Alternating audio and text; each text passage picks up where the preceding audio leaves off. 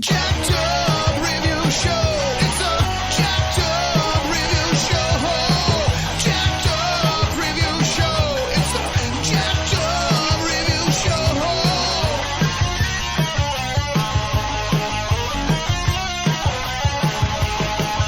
Join us as we cover many an insane movie and numerous cult TV phenomenons. Are you ready to get jacked up? Are you with us? Then listen on. Listener discretion is advised. It's a jacked up review show. It's a jacked up review show. Jacked up review show.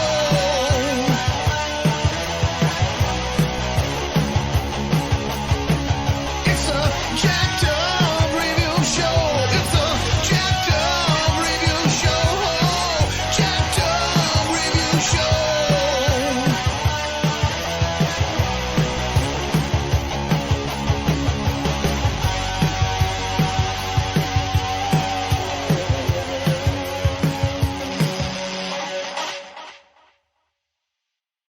And welcome back. So tonight, ladies and gents, we're talking about M. Night Shyamalan's best-known original superhero franchise that chronicles Mr. Glass and David Dunn and Kevin Crumb, all in one giant trilogy. So with me tonight, I got special guests, filmmakers John Killian Hello. and James Denton. Brenton. James Brenton. I would fuck up. I'm the name. I was doing so good tonight. And You were doing good. Third telecast, I fuck up the name. James Brenton. Yeah, glad to have you on here. Thank you. Thanks for having me. Yeah, thanks for having us. Absolutely. So I'm just going to circle around. Brenton, when did you get into this atypical saga? Well, it's kind of a funny story. I actually lived out in Delaware back in the end of '99, and so I was packing up to move back to Indiana, and I got a phone call from my production company, and they were looking for production assistants. Oh. And for a little movie called Unbreakable. And Oh, wow. I was waiting for the it, thing but I that couldn't was, oh my gosh, the thing the worst part about it was literally the only thing left in my apartment was the phone that I answered, because I had packed everything in a U-Haul that day and I was leaving. So I had no place to stay. I had, no money, and I was moving back to Indiana. And I mean, it wasn't a paid gig. They were looking for extra people at the last minute. And I still It was a pretty kick low myself. production. I know Bruce Willis took a pay cut, like filmed it for like $400 for the day, like simple minimum SAG scale for both that and Sixth Sense. So yeah, It was definitely very lower budget for mainstream. And Yeah. Man, Wow. and I just, that was kind of my intro was I had seen, Sixth Sense, and I was a fan and was looking forward to this when I had read a little bit about this one coming you into knew who Philly. you were working for, getting coffee for. Right. So I was very disappointed, but I was, looking forward to seeing it when it came out. And I know it, it made its money. But I know it wasn't, it didn't, resonate with people the way The Sixth Sense did. Yeah, I would constantly, I was in high school and I just saw the original on Sci-Fi Channel quite a lot and USA Network back in the day, and I just could see why so many people had gotten into it back in the day, and it was just kind of this sleeper hit while Sixth Sense had taken the world by storm, and M. Night was kind of just once again just kind of experimenting. No one knew how to interpret what he was going to do next, if he was going to do a Twilight Zone kind of thing, or even in especially what he does with like the plot twist to Glass kind of go even a little more X-Files-ish, where there's this alternate city and underworld Right. of people. And like you say, I mean, this was back in the day when you were contracting, for film or getting a film gig, you just had to read the yellow pages or know someone who knew someone. This is not where it is today, where now if you want a film production gig, you got to literally be signed up to a site that gets gigs for people for just that, and whoever makes it, gets the gig. Right, right. Yeah. And I'd been out in Philadelphia area for a few years. And so I was, I was hoping to grab stuff like that while I was out there. And I got to do one, I did some production work on one film while I was out there. And then, so I was looking forward to getting my next gig, and it wasn't happening. So I was running low on cash and, bolted back to the Midwest. I know what you mean. It sucks because, this is back then, before the internet where everything can be done, over your phone. It's like, no, you had to keep a wallet in a mental picture of it in your mind at all times. Yeah, definitely the early ages of the internet, with the whole Blair Witch and all that stuff. So yeah, I really did. I enjoyed Unbreakable. I think what really stood out for me was there was a lot of these shots that were they were long, and everything, all the action just kind of happened within that frame. And it just kind of really, and they would do these really long tracking shots, and they were just, I don't know, it kind of stuck with me. It was so slow. It was such a slow burn, and I'm not going to say that years before we had Christopher Nolan, doing mind games with us. Yeah. Right. And I wasn't, I'm not going to say that I was hoping for a little more punch, in the third act. But I still really enjoyed it. I loved the crap out of this show, and was happy to see that it, secretly starting out became the trilogy that it is. Absolutely. I'm with you 100%.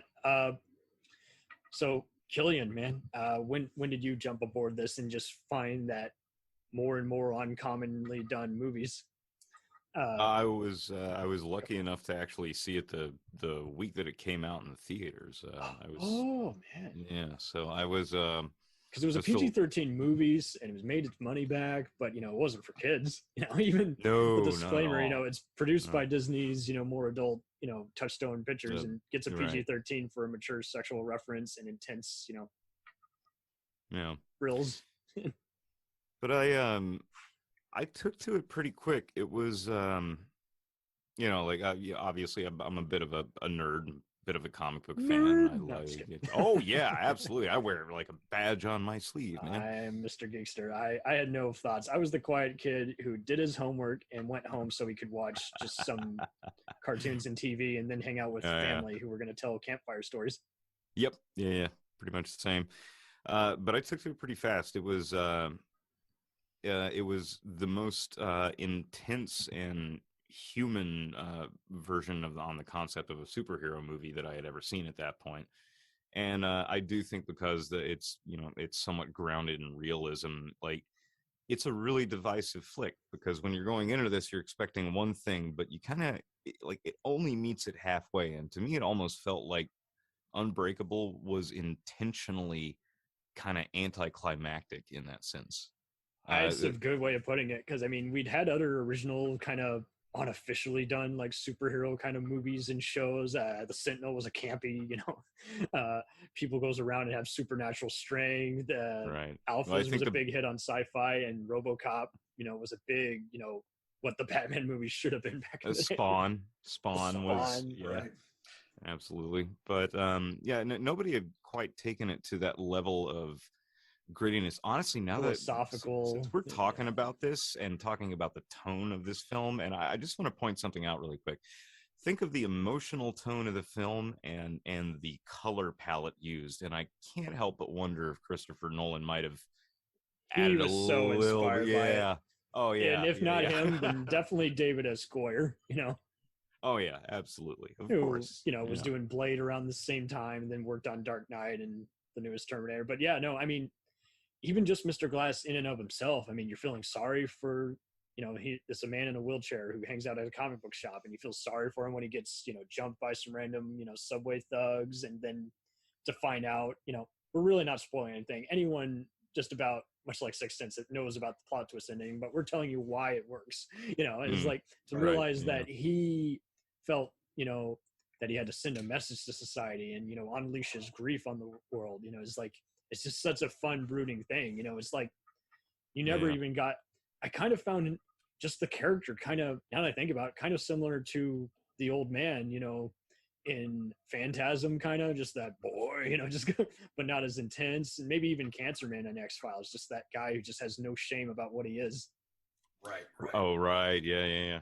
And it was very interesting to find out, after the fact, which kind of goes with, with what you were saying about being kind of anticlimactic, is the fact that I think, I read originally that, Knight really wanted this trilogy was actually kind of one script concept, and then they ended up, he didn't know where it was going to go, but he wanted to end it there. Yeah. Well, he split the no pun intended, split the splits. He split his story. Oh, he said the thing. He said the thing. Yes, I said the thing.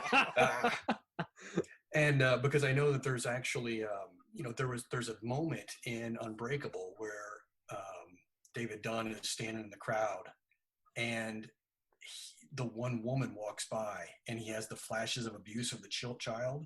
Mm-hmm. And that in the original concept was going to be Crumb. That's so true. We act like it only began because of Split. It's like, no, he even went back there. Because even when you get the Glass, you got even just other guys like the guy doing security at the stadium showing up. Okay. So James, I would appreciate you if you could possibly send me your sources for that, because I heard something completely different. This is really okay. Go ahead. We're gonna get fun. This is gonna get fun. We're gonna do some research on the research. Yeah. I can already tell this is gonna require at least 1 or 2 follow-up episodes, and once we go down this rabbit hole, right? So fantastic. Maybe. Yeah. All right. So apparently, yes, this was totally envisioned originally as a trilogy. But because he didn't have those original 2 written, and maybe that's where what you said came into play. All right, I'm sorry. Bear with me here. Yeah, I know absolutely. The Visit was very low budget, filmed for like 1,000, and so he was back to stage 1 where he kind of just wanted to revisit. Right. All right. It could very well be that both what you're saying are true, but it's changed at various stages in development. I don't know. Well, here's what I heard is that around I don't know, was it 2006 or 7 where he produced that film called The Devil by the Dwaddle brothers? Yes, just Devil. He worked with them. He put his name on it and helped them bring it to executives, and he got some power back after doing a bunch of other projects. Yeah. That was the first installment of his failed Night Chronicles concept, which was supposed to be like an anthology series of films that he would produce and possibly write, but he wouldn't necessarily direct. And since Devil didn't really take off the way that they were hoping it would, the concept kind of fizzled out. But around that same time. He was working on a Tales from the Crypt reboot that didn't take off because TNT had no interest in it. Right. So he was pigeonholing through a bunch of stuff, saying, what can I do that someone will say yes to? Right. So the next script that was supposed to be produced was a film called 12 Angry Men. And this is simultaneously supposed to refer to a jury and also a man with multiple personalities. Right. Nice. Yeah. So that's where it comes into play. So I'm wondering, like, you mentioned this whole possible link that that moment of child abuse that Dunn experienced earlier on could have potentially been McAvoy's character from Split, Kevin. I think I found his source, though. There's like a rule of Crumb from Total Film, so I guess take that with a grain of salt from like 2018. Oh, that's great. So it could very easily be it is meant to be the same character, but he didn't say it up front. I'm sure we would also have to spend hours again listening to the commentary tracks on the Blu-rays. Right. Getting a fill, but we're gonna end up having a commentary on the commentary, aren't we? Oh, totally. And I mean, this is kind of what I liked, because around the same time, they launched other stuff like Heroes and everything, they were always kind of doing their own take on kind of an X-Men kind of universe where various people with different powers exist in a same shady kind of town or place. And so yeah, I mean, it's very obvious, I think, even by the end of Glass, you could even say that there's other people besides, Kevin Crumb or David Dunn or Mr. Right. Glass. Mm-hmm. That was the did you guys ever hear about the original ending that was planned for Glass? If I did, it's been a minute. So Or this might be all speculation and like Reddit rabbit holes or whatever you call it, but I read it. No, it's good. originally, like, if he got a larger budget, and this is all hearsay, as I say again, so please, anybody who writes into Cameron about this shit, please, disclaimer, I may be talking out of my ass, and I'm aware of that. Half the time they remove stuff from IMDb because it is just that speculation. And if you want to correct us, just don't be a dick about it. Right. You got it wrong. No. Yeah, God, I get so many of those every time I butch Latin on my occult episodes. It's fucking ridiculous. But the original ending was supposed to be kind of like full-blown superhero spectacle. The whole thing that he was talking about enticing the two villain or the two rivals to meet on top of that skyscraper at one of the, he keeps going on and on about this plan. The original script had that in there. Oh, okay. Very cool. Is it because of the, like we said, Unbreakable and Split weren't the biggest money makers? Do you think that's why they toned it down? Or was it, do you think, in your opinion, do you think that's kind of a, let's keep it more grounded? Do you think he kind of decided himself to turn it around? That's a good question. I wouldn't be surprised. Have no idea. It seems like that would be nuts. Yeah, and I think I want to think that, by the time he finished up with Split, that maybe that was it. He was like, listen, everybody's kind of got this, it's grounded in reality. If we turn it into, the Avengers before the Avengers. Well, what I found really interesting is that there was a very brief interview with Samuel L. Jackson where he admitted that there was Say what again? Say what again? One more goddamn time. No, he admitted that there was a total different ending for it, and he wouldn't talk about it. He wasn't explicitly open about it, but the one He's thing actually Nick Fury, if he went right. The one thing that I found really interesting is that he said we shut it down because there was some or we removed that concept because there was some content within those scenes that was inappropriate to do with what was going on at the world at the time. And he did not elaborate beyond that, so I have no freaking idea what that really means. You do kind of get kind of an urban kind of terror kind of feel like you might get with something like Candyman, where you definitely kind of tell that Mr. Glass has probably been wronged. Yeah. Oh man, did you guys see the new Candyman? Not yet. I need to. You guys need to watch it. We should probably do a commentary on it. It was. I've heard good things. Yeah. Watch the original first, and then immediately. Oh, I'm in love with the trilogy, so yeah. No, ignore the trilogy. This is. I love part 2. Great Blue. Oh, good. Anyway. Yeah. No, yeah, I would not be surprised if something changed in development, because you can tell even before we were locking down. I mean, that's kind of why I put my film career on pause. Is like everyone was just misbehaving and not doing, already pretty unorganized. So it's like last thing I need to do is get sick while you're being unorganized. And it's like, before we're having to worry about COVID, there was definitely a lot of people who are having to be reminded, hey, make sure that you're being very sensitive about what you're portraying, on screen, because the last thing we need to do is have a movie be dead before it comes out because, of how something fictional is being portrayed that echoes some of today's real life. Oh yeah. A lot of productions in the last 2 years, we've started to show up a whole hell of a lot more in media, and because it's relevant to the times. So it really is. And like you say, it's just very frustrating that some people still don't get it. They're like, they're gonna bitch anyway. I'm like, they don't have to if you don't invite them. Say less. Keep it very mysterious. I mean, it'd be way better if a critic misinterpreted it, because it's not like anyone pays attention to what they say, Right. unless they're loyal to right, Rotten Tomatoes. So we've tickled on the front and the back end of the story, but what about the meaty middle split? Like The that, meaty middle. the meaty middle.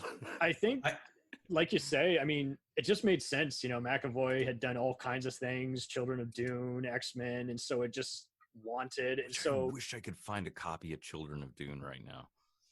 I can send you an online link, even though it's not, we're talking about legal. Well, Thanks, buddy. Sure, yep. Let's just bleep that out, but absolutely. Yeah, I know what you mean. Seriously. I really looked out. I found a very cheap Macari sale where I got them for $40. That in the 2000 miniseries, and I was like, unbelievable. Because if you go on Amazon now, you're gonna have to pay like $200. I'm like, no, it's ridiculous. It's nuts. Just because of the value that these sellers put on. But yeah, no. I was shocked. Not shocked. Shocked's not the right word. McAvoy was chosen to do this. Well, when I first heard that, I was like, okay. And he was able to, literally, he should have won some awards for that. I mean, watching him actually change personalities as he just moved through a scene was amazing. You would have thought something, at least give maybe, if not a Golden Globe, maybe just some kind of Saturn Award that honors more sci-fi horror type movies. I mean, I think he was really kind of slighted on this because, I mean, just watching his transformation almost physically, the way he moved his body, and I know I'm sure they digitally added like the veins on him and stuff like that when he turned into the Beast. But like just watching him carry himself from the different personalities. I mean, I know what they said, he had like 23 or 24, but we only saw like what? By Glass, I could have sworn they said 150 or something, Oh, no. It was somewhere in the 20s, upper 20s, maybe even low 30s. And between the two movies, we saw all but 4 of them. Okay, that's right, especially near the end. But I do, it was really interesting to see that Jason Blum produced this. Yeah, and it was on because that guy needed something else outside of The Purge and Happy Death Day, and then his other Universal franchises, and then when relaunching The Invisible Man and Halloween, is like he pretty much took it upon himself. He's like, I want to give M. Night a better shot because I see that he's been screwed over by Fox. They've locked him out of every other movie he did for them. I'm not going to treat him like shit. The guy's talented. Right. And the thing is, like, I guess from what I can remember, it was some kind of deal with Disney from Unbreakable, where he held on to the rights. Not coming to Disney Plus anytime soon. Yeah. He held on to the rights for any sequels that were going to be made from Unbreakable. And I believe that it was Split. I can't remember if it was Split or Glass, but one of them, it was kind of unheard of because they actually teamed up. They didn't think they were going to get. I think it was Glass because, the other one, like Bruce Willis wasn't even credited. It was just an Easter egg at the end. And it was so wild. People took a while to even talk about it. And then other people saw it and they're like, oh, that's right. He is playing the same guy as in Glass. And I mean, I forgot about it until I saw it on HBO one following day. I'm like, oh, that's right. Oh, okay. I forgot this is Unbreakable Chapter 2. Technically, it's in the same and universe. I was really glad that I stayed away from that. Like, I'm glad I didn't find that out early. And it was great because I had read that, after I saw Split, I had read that M. Night he took that scene out whenever he did screenings before he released it. He didn't want to have anyone say anything else, and so nobody knew. In the media. Cool. So all those screenings that they put out, that's why it's not in any of the reviews. The test audiences and stuff like that, he removed that so not to have it in there. That's true. I didn't see originally any critic talk about it. Right, and I believe he actually even came out and tried to play it off as oh well, this isn't necessarily a sequel. It's just in the same universe. Totally. He at this point, he had gotten some respect back. He had done Wayward Pines for 2 seasons on Fox. So you know, he couldn't go wrong at this point, but he wanted to gain the upper hand and just say, hey, I'm going to choose what I want to do at this point. And if I sense that anywhere that this is going to be a hit, another hit for Blumhouse, then I'm going to choose what to do from this point on, you know? Right. Flood, what did you think of, how did you think of, you know, McAvoy in this? I didn't mind it. It was kind of a more kind of a, I want to say kind of a Silence of the Lambs, kind of a hostage thriller kind of movie. Yeah. And but it was really good at just sticking even to the Romero playbook. Just one location, 5 actors, you know? That was yeah, that or Hitchcock or something. It was a very intense PG-13 once again. You know, it's like what would normally be rated R. They hinted at it. Was that PG-13? Really? Yeah, I couldn't believe it, but it was just one of those. And wow, I do think the ads kind of goofed it up a bit because he just kind of figured, oh, it's a psycho thriller with an actor hamming it up. But that's still, it was a hit one way or the other. And it. Oh, you're right. But between the role, the personalities of Patricia and his total freaking nutso breakdown at the end as the Beast, we're definitely like up into 7 Silence of the Lambs, even audition level psycho, which is good times for the family. It's a great family film, really. Everyone should see it. Oh yeah, everyone should see it. It's a super. But no, really, just a girl and her boyfriend who hates horror but takes her to it are going to see it. But yeah, it is interesting how it's just like it was just all the more powerful from what it didn't get all graphic up on. I was even more surprised with how gruesome parts of Glass get near the end when he's biting into some of the security guards, you know, ears and everything. It's just like it was just a very atypical kind of movie, and it was just all the better because it just was kind of just a sleeper hit. Just no one knew what to expect, and most people who generally saw it were pretty impressed.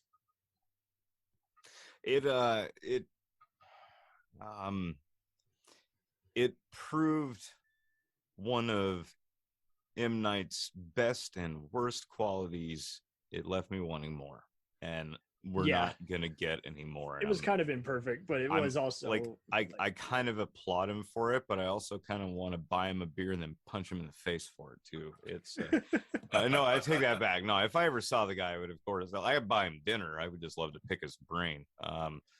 Why do you end your movies a certain way? And because I was hearing people even go back and forth on how they feel about The Visit or Old, and it seems like he does like to see Old. Well, from what I hear, it is kind of one of those you got to be in the mood to see, again, just kind of a multi-character drama and go along with it. Yeah, those two. I haven't seen Old. I have not seen The Visit. It was better than I thought it was going to be. Okay. I had some issues with it, but I mean, no, don't get me wrong. I got issues with every single one of his films, and that's the thing to remember. Like we were talking about before we even hit record, is like I love M. Night Shyamalan's. I hope I said that right. Shyamalan, is that right? Yeah. Okay. Well, Shyamalan, but like you say, everyone has their pros and cons. Like Scorsese doesn't know how to write female characters. Spielberg likes to get a little preachy, and Nolan likes to have one twist too many. And M. Night is he's just never 100% in any area. Sometimes he has a cool character. Thing is, like he is one of the like bravest attempts at creativity that I've seen. He takes a risk. Like he does. He really does. And eventually, like he'll hit his opus. This is almost like the Quentin Tarantino scenario where, you know, like Tarantino kind of blew his wad with Pulp Fiction. Yeah. And then he gets M. Night did with all that Weinstein money, baby. Yeah. Oh, God, that's not uncomfortable at all. No. I don't regret it at all, even though I knew what he was doing. Make me my career. I love you. Oh, man. Oh, dear. I mean, I even saw people who were even looking forward to this franchise, and they did not want to take a chance on it. They were displeased with early reviews, even though they typically disagree with critics. I even had a pal who kind of liked how it began, and he hated how it ended. He's like that, but they didn't do an all-out, you know, superhero team up or beat up. I'm like, it wasn't ever going to be that kind of movie. But see, again, you're watching the trailers, you think everything has to be like the movie, you know. Mm-hmm. Yeah, and it was one of those things where I guess the twist, if you will, for Glass, I was, because let's face it, M. Night, that's kind of his hook. He's always wanting to surprise the audience at the end in some fashion. Whether or not it really works, that's to be discussed. But no twist is ever 100%. But if it can be like the Twilight Zone where you're talking about it, then good on you. Right. Well, and with like Glass, I really didn't see. I didn't see the twist with the doctor. No, not at all. Not even. I mean, even people were constantly I normally get very anal retentive about how people act in a certain universe, fictional or not, and I was just like, they're clearly being like, a Gotham City kind of guy who doesn't have a good grip on the Joker. It's like everybody is just kind of just saying, well, these patients can't be any worse than anyone else, so that's why these guys have let their guard down, and these all three personas are breaking out, and it just kind of just took great advantage of its world. It just fleshed it out a little more, and then it just said, hey, and by the way, we are going to end it, no more. Yeah, so and don't get too comfortable. Yeah, and it was really interesting how, looking back, the way she, Sarah Paulson's character, each I guess cell, if you will, you look at it now, and it was in fact like a prison for superheroes. Yes. More than it was a psych ward. And it was because I remember watching, going, well, this is a pretty fancy setup for a psych ward. Mm-hmm. And so I kept kind of going with okay, this is the universe we live in this movie, and she still kind of surprised me at the end, even though I wondered, okay, wait a minute here, it's a little out in left field. I was hoping to see a little more from what is it, Dunn's kid. Mm-hmm. Joseph. Yeah. I kept thinking, okay, he's got to do something, because they brought him in, and a same actor, which was fantastic to see this kid growing up, 19 years later, playing coming back and playing the same role. It was great. Okay, so that is an interesting fact. I did not know that was the same actor. Yeah, same actor. Mm-hmm. Same kid. Yeah. 19 years later. 19 years later.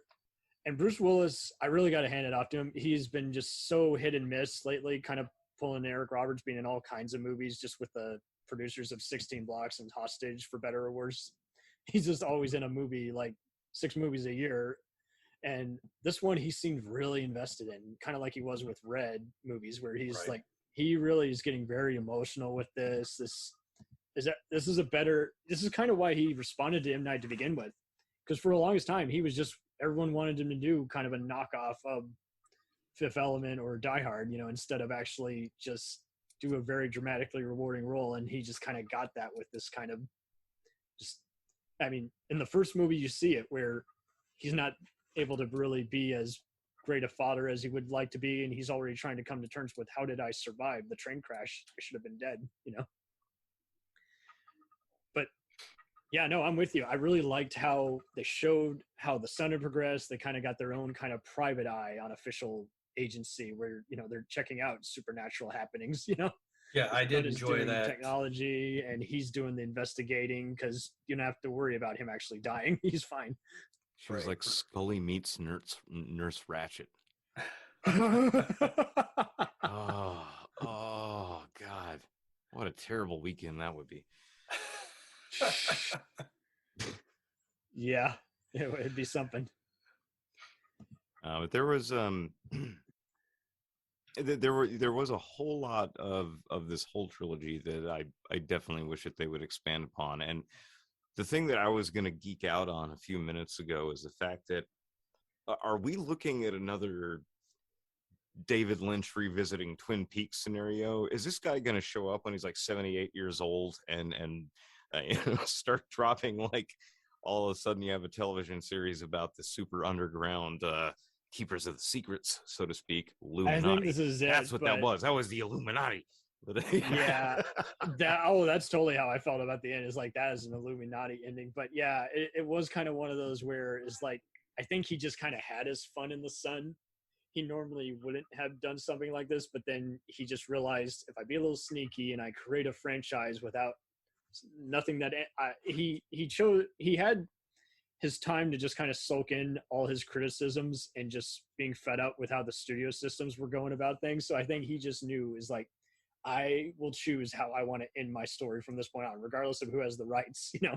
Right. And it was kind of like it's kind of like M. Night's version of Batman with the Court of Owls. You know, I mean, that's kind of what it felt like to me at the end. I was like, oh my gosh, Bruce Willis is Bruce Wayne. Oh, totally. And his son is kind of like a different kind of Bruce. Yeah. Right. Yeah. Minus the part where I have a cancer type voice. Oh, where's Rachel? Yeah. Yeah, no, seriously, it's like if Bruce Wayne grew up in the hood, hardened suburbs, cities of Philly, man. Like, come on. Yeah, Philly, That's Chicago great. Type stuff. Yeah, and then I loved, and I tell you what, you know, the one other thing that I really liked about, you know, I don't have it obviously in front of me. His you know, cinematographer for really Glass. a great cinematographer. Yeah, I mean, and his, I guess, production team, just because of the lighting and the colors that they used. You know, they kept like the purple obviously with Glass. Mm-hmm. And then he wore the green. Always everything was kind of a green tone, and then you had the yellows for McAvoy and, you know, the Beast and whatnot. Yeah. He even wore like the yellow jumper type jumpsuit. thing. Yeah, Jumpsuit. Oh yeah. And the headphones. Yeah. And I just thought that when I finally got a chance to see Glass, you know, obviously, like we've said, I was hoping to get a little more expansion from it, but I just thought that as a filmmaker, he did a really good job with creating that universe. And I did. It was kind of like, oh, look, it's kind of a version of Batman. You know, he's trying to figure out, you know, obviously it's Batman with quote unquote superpowers, superhuman Batman. yes, Because he's not rich and blah, blah, blah. But you know, I just he's kind a poor bastard. Right. I just really, I liked it because it was, it wasn't the CGI fest that the Avengers was. Yeah. No. Yeah. It was an anti-superhero movie, and yeah, the cinematographer that you mentioned has done a lot of other Blumhouse A24 type stuff, and is currently filming M. Night's Servant show for Apple. So Okay, Cam, I love that you brought that up, because there is one specific thing I would really like to dive into before I run out of time here. And I hope you guys continue the discussion after I have to totally. bail. Okay. And, obviously, this is going to be the first of many over this nutty trilogy, because we really didn't even tackle in the split all that much. And man, I got a lot to say about that from a psychological standpoint. But James, it ties into Yes. Glass. It's fine. what is your like, I know that you're involved with obviously like photography and film work. Are you a cinematographer? Are you Yeah, I basically I'm a freelancer, and I do Nice. video production. That's my career. And then Congrats on you. I thank you. And then recently I was brought in to be the director of photography on the film H.P. Lovecraft's Witch House. And a friend of mine who wrote it and directed it brought me in to shoot that. And we are right now currently in kind of the global festival circuit, if you will. And Congrats. so that's kind of where I'm at. And that's my background is basically shooting and editing. I do a lot of corporate video, which is, you know, talking heads and stuff like that. But go ahead. The specific reason I asked you that, I'll get to in here in a second. But the movie, The Witch House, yeah. Yes. Is there a trailer out there for it anywhere? Or? There is. I can share it with you after. We'll have to locate you on the intraweb. Yeah, please. Like you're talking. Like I am horror film fanatic, and I love Lovecraft. So bring it Okay, on. great. Yeah. But the reason I brought that up is, what did you think about the whole color scheme thing that they were doing throughout the I course of the film? adored Like it. Especially in the water, it looks that discolor just like in water. Yeah. It just shows Yeah. kind of. It just shows even just their suffering. Like Glass, Unbreakable and Split kind of struck with a lot of darker exteriors and corridors. this Just was show the- kind of vibrant by comparison, Yeah, although and with this was more out incredibly in the dull open. backgrounds. Yeah. Even Well, if and they then- survive and go back out in the open, they'll be rejected by society, and it just showed a lot of contrasts. And When I love the one that really stuck out to me was when she first brings them all together in the room. Everything is kind of like this pink or fuchsia kind of. The lighting is all just very. It's different from the rest of the film, and you see all three of them together in this I room. picked up on that too. I had the joy of seeing it in the theater, and me and my sister were just wiped out by the end of it. But yeah, we noticed there was anyone else would have kind of done kind of a claustrophobic or kind of a voyeuristic kind of perspective, and yeah, they went for just. They had each of them. Anytime they're in the room, they represent different kinds of colors. You see a lot of purple in Glass's close-ups. You see a lot of like you say, the yellow. Well, and if Right. you, in specific, that one scene where all three of them are in the same room together, and she's sitting there interviewing all of them. It's there in every frame, but really, really subtle. Like I thought, I really praised the cinematography to that, because like when it went vibrant, it really stood out. But there was a Yes. whole lot of subtlety, like almost to the level of how horror filmmakers like tend to stick things in the background somewhere. They can Little just barely- Easter eggs. And, yeah. And it's these little But the simple best things kind, that not the distracting kind. it could be the smallest little object or the slightest little fraction of the light coming through the window that just briefly alters the color of the frame to fit that specific character. So Mr. Glass obviously had purple, Kevin was yellow, and David was The green. green. Yeah. Yeah, and I did. I thought that was fantastic. I loved how they did that, and they kept that color palette. They took it from Unbreakable, and they still, and for David Dunn, Bruce Willis's character. And I did. I thought the cinematographer. I know it wasn't the same cinematographer from Unbreakable. I'm No. not sure if it was or not, but It wasn't. Yeah, you're right. I was And- looking at the list of okay. them. And so I did like the color scheme. I thought that they did a really good job, and it's funny because, to be honest, I'm a casual. I mean, I love watching movies, but I get to the point where when I go watch a movie, I try my hardest not to pick it apart. I always end up Mhm. kind of doing that, but I want to Mhm. just go in and be entertained. If you can entertain Figure me, out what does or and- doesn't work. Like right, I can we do that even after said that the with fact. we even said that with the new Star Trek movies. Is like regardless of whether you consider it pure or a lesser track, is like all the kudos to the filmmakers. I didn't pick up on the bullshit that I didn't like until the third viewing. So Yeah, Yeah, I just I- think. What about you, John? At this point, like I am pretty open to, like, for the most part, I'm going to walk into any scenario and just, I'm just going to sit back, relax, and see where the ride takes me. there you go. Best way to but- go about it. Yeah, of course. I don't like, watch trailers. I always go in with no expectations because almost always I'll get some kind of disappointment, and the last thing I need is someone else. well, You know, I might watch a trailer or something, but I don't go like I see a hounding. TV spot. That's just 2 minutes, but I anything don't go else. hounding shit out. I just I take it when it comes and I check it out, and Yeah. that has caused me some really, really long hours that I'm never going to get back in my life. But it's also provided me with some truly amazing surprises that have become some of my favorite pieces of cinematography and art. And Are you also a cinematographer?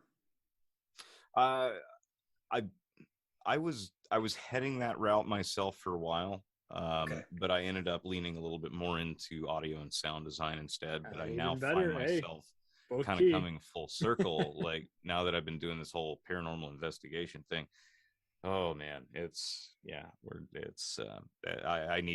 I need to flex my camera muscles. That's for sure. Yeah, but the audio, that's one thing that Can't stress it enough. well, yeah, and I struggle with it personally. It was one of those things that, every time I try to do a production, that was one thing I was like, oh, audio. At least with the video or video or film or whatever, you can see it. Yeah. You know what the Look, issue is. Look, But, man, I'll trade you an hour for an hour of friend guiding through the opposite ends of it, because I got the audio end locked down, and I'm more than happy to help. Right on. Well, and if you do sound design, we may talk in the future. That's for And sure. you got to stick with someone like who's familiar with all areas. Like, what can they see? Because I've had that too, where it's like I would see two, like, camera A and B bicker with each other. Is like, well, what you see isn't what everyone else sees, yada yada, And then same thing with the sound guys. It's like some of them would just be very. I mean, even when we were getting into podcasting, we would see some guys say, "Okay, what you're hearing is pretty minor in comparison to what is truly just a strain on the ears, where it sounds like white noise."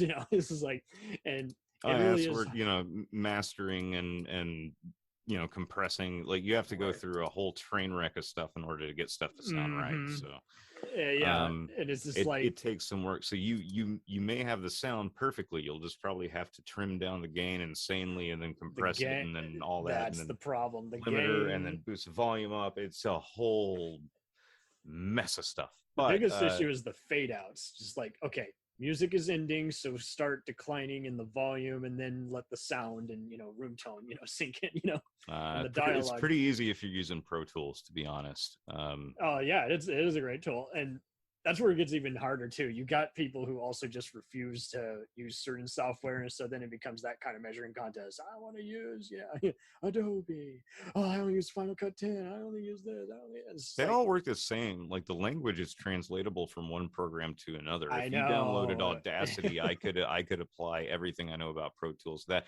But hey, oh God, guys. All right, so I'm really running out of time. But before I go, James, I would definitely like to touch base with you and talk tech with you, and maybe share a little bit of knowledge. Cam, thank you so much for having me on, man. This has been a blast. Likewise. And I definitely got to be the first of many. This conversation is not over, gentlemen. We did not even really touch on Split, on all those. We can schedule a part 2 for another day, and I'll. It's probably gonna be like part 1 of 5 at this point. Let's be real about it. And I am down for it. Let's nerd the fuck out on this shit. I love it. But guys, thank you so much for having me. I'm sorry I got to go. No, it's a pleasure. I'm glad we got to chat. Yeah, wouldn't have missed it for the world. Minds network over these podcasts. That's great. Yeah, absolutely. So peace be with you all. I'll catch up with you soon. All right. Right on, John. Totally. Bye. Thank you all. All right. So you still there? Yep. Always. All right. So did you need to do, like, do you want to? I mean, I know that we're kind of ending time here. You're still recording, correct? Correct. Yeah. Was there anything you could think of? Man, let's talk. Glass. I mean, you were already on a good trail on just showing how just interconnected the lights, the colors, and other just stuff that is just so often just overshadowed in so many movies nowadays. I would even say that the cinematography really is a big star in this, just because not everyone can light a scene in the dark very well, Right. Yeah, everyone can use natural lighting versus studio lighting. And I also, it was so cool researching this, because this is like, I can't think of any other time where Disney and Universal have been involved, other than I was told that with Shang-Chi that the Abomination from the Incredible Hulk universe appears, and they kind of had to plead to have that character appear in Disney's Marvel universe again. So it is very interesting how this was it happened by accidents, by chance, by Shyamalan being smarter than the average bear. And I mean, I think you pretty much summed up how each character really is very contained and gets you can't say that any of them got underused. It's like Glass he's felt before he even appears when you get to him in the psychiatric home. And much like how you loved how the kid was grown up, I really dug how they brought back his apologetic mother, who was just like, he just lost it. Absolutely. You know, but he was framed. He didn't really mean it. I don't believe it. Always imprisoning black folks. And so I was like, man, it's just like the only person more unapologetic than the villain is the villain's mother. Right. And so that was a cool angle to see, you know, it's like, because we don't even hear anything else about Dunn's family, and it was just so cool how they had that angle. I like how he stumbles upon it. They don't waste any other time. I mean, yes, right. I mean, you know that his wife passed. You know, they talk about that, and but yeah, I think that he did a good job with these three. I mean, you know, like I said, like we were saying earlier, it's not a perfect score across the board. No, but for the most part, I think this is a solid trilogy, and I would like to sit back and watch. You know, do a marathon. I haven't. I just actually rewatched Unbreakable before the podcast. Just good on you, buddy. I just really wanted to see it again. It had been a while. Odd minute, yeah, and so Split is the one I want to watch again next, because I've seen Glass and Unbreakable, and it's just been, you know, Split was kind of in the middle there, and especially if we're going to have another chat, you know, in the future, you know, I'll definitely have to rewatch it to you know, familiarize myself again. But I appreciate you bringing me on. It's been good. Absolutely, and I can't wait to do our you know, chat Q&A with your movie. You know. Yeah, great. I will. We'll get that scheduled and bring the director on, and it'll be good to go. Yeah, director, and you know, you're iffy on the actors. I get that. You know, everyone gets busy during the holidays and they're often unreachable. So you know. Right. Yeah. He's reaching out to her right now, and hopefully we'll you know, your audience will get I was so guffawing at his joke he made. Yeah. James Cameron. Well, yeah. So we'll get that scheduled, and your audience will get and I am sorry about the wait. I won't. Oh, do yeah. it. It's just I've been doing 2 back-to-back chats. Right on. Well, I'm glad we got it to work. Totally. And I was finding with the franchises that we got to schedule them outside of the main schedule, because often anyone can commit a day to like talking about a filmmaker or a rock band, but with a franchise, sometimes the day that you thought would work just doesn't end up working. It just always is. It's just like you got to kind of just do it more just individually. Yeah. Well, and then, you know, it's a conversation's a conversation. I mean, if we kind of made this one work as far as touching on each of them just enough, Mm-hmm. and you know, bringing them all together, and you know, it helps, you know, when it's a, you know, when it's a round table. Yeah, absolutely. We'll return after these messages. Hey, feeling down? Feeling low? Not enough podcasts about movies in your life? Why not try They must be destroyed on sight. the new Podcast Cure-All, sure to get you right with the world and on a path to better living. We have exploitation, we have Italian horror, we have zombies, we have slashers, we have crime films, we have spaghetti westerns, we even have sci-fi and sex comedies. So take a dose of They must be destroyed on sight. as needed, and let the hosts, Lee Russell, Daniel Harper, Paul Romali, and the odd guest host cure what ails you. Warning, may cause atrophy, African consumption, black fever, bone shave, chin cough, colic, cramp colic, dropsy of the brain, elephantitis, grocer's itch, jaundice, mania, miasma, mortification, palsy, Pott's disease, rheumatism, scurvy, St. Anthony's fire, summer complaint, and worm fit in some people. Consult a physician before listening.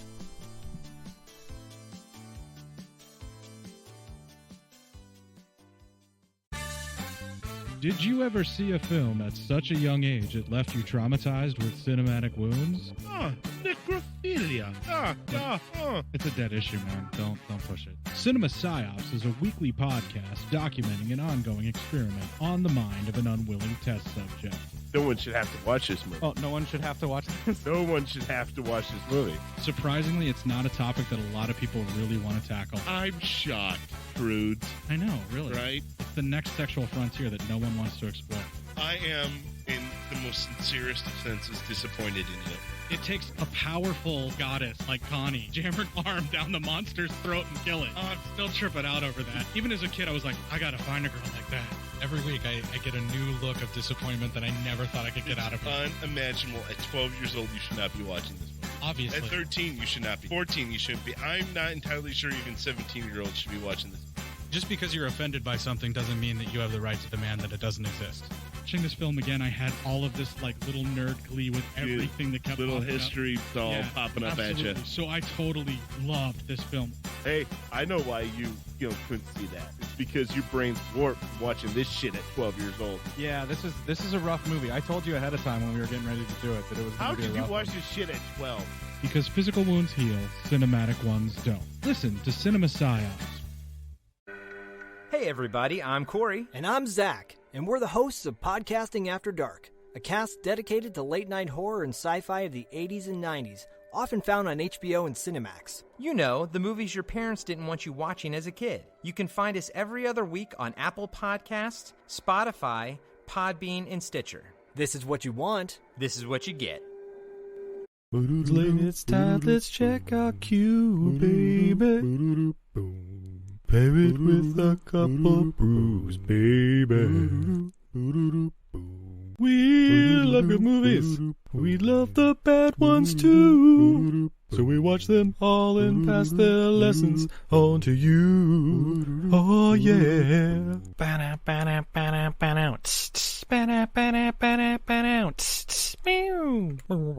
Everything I learned from movies helps to make life a little bit groovy. With a one-last plot holes and gratuitous movies. It's time to get busy with your friend Steve and Izzy. At eilfm.podbean.com. Welcome to Who Was She podcast. I am your host, Tara Jabari. After a decade working in documentaries, marketing, and all things digital media, I found that podcasting is a strong medium to share stories. After years of producing for others, I decided to start my own biographical podcast. Who Was She will focus on the life of a woman throughout Baha'i history. The first season is about Lydia Zemenov. Lydia's story explores the subjects of the power of language and faith. Her father invented the universal language Esperanto, and she came from a Jewish family and became a Baha'i. She grew up during World War I and was killed during World War II in a concentration camp, despite heroic efforts to save her life. How can one person's life intersect with so many others, connect across borders, and inspire a biography which inspired this podcast? Over the next few weeks, I will share her story with you and the lives that were most affected by her and those who affected her life as well. They include her father, Ludwig Zemenov, her spiritual mother, American journalist Martha Root, and the Baha'i German soldier Fritz Mako, who worked for the resistance undercover while having to serve the Nazi Party. I want to thank the author Wendy Heller and George Ronald Publishing for their blessing to let me use Heller's biography, Lydia, The Life of Lydia Zemenov, Daughter of Esperanto, as a main and instrumental resource for this podcast. So please subscribe and learn about this amazing woman who traveled through 3 continents in an effort to bring unity through the power of language.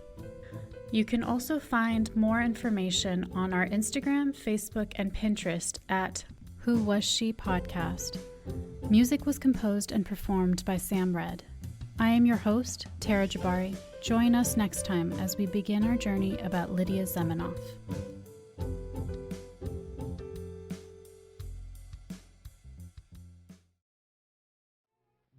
Are you sick of the same old stale podcasts?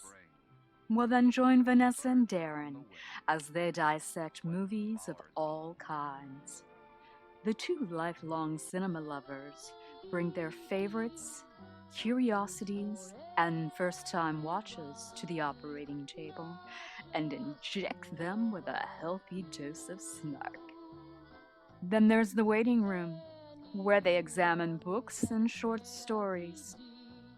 So just look for them on Apple Podcasts and where fine podcasts are available. They're part of the Legion Podcast Network. Follow them on Twitter at VDClinicPod. Join them on Facebook at facebook.com/groups/VDClinicPod. Or email them at vdclinicpod@gmail.com. They're ready to cure what ails you. And still, they just might be a little contagious. Hi there. It's Heather from the Watching Netflix Without You podcast. Did you know that there are over 1,200 Netflix original feature films and documentaries? And that number is only growing. So I've made it my mission to watch as many as I possibly can. Then, with a delightful guest or guests, disclaimer, more often than not my brother Ryan, we spend an episode rating, reviewing, and discussing a film at length. The first half of every episode is spoiler-free for those who haven't seen it yet, and in the second half, after a very clear spoiler warning, we dive into it. And that's really about it. You can listen to Watching Netflix Without You on Apple Podcasts, Google Podcasts, Spotify, and more. We now continue with our program.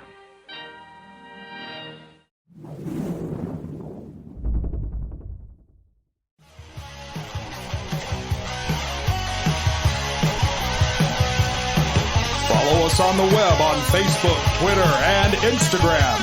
The podcast is available on Podbean, Spotify, iHeartRadio, Anchor, Apple, and anywhere else podcasts are available. Feel free to review our show and leave comments on any of those sites. Thanks a million for listening. It's a jacked up